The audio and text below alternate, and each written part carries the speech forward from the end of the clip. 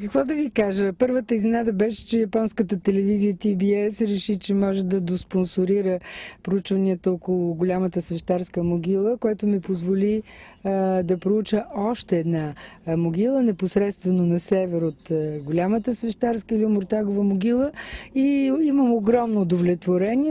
Резултатите са прекрасни и това, което правиме сега, правиме веднага една по-сериозна защитна постройка, за да можем да предпазиме това съоръжение, тъй като то е много крехко от тежките зимни условия и се надявам, че до година, ако имаме възможност и средства по проекти, да пристъпим и към нейното експониране. И всичките съоръжения тук са в един комплекс от края на 4-ти и началото на 3-ти век преди Христа.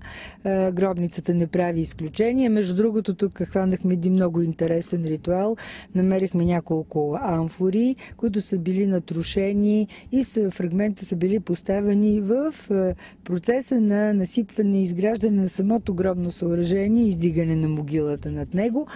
Така че мога да кажа, че наистина имаме много нови ценни данни за погребалните практики на гетите, които Херодот казва, че те обезсмъртяват, и какво точно имал предвид, можем да кажем само чрез нашите разкопки.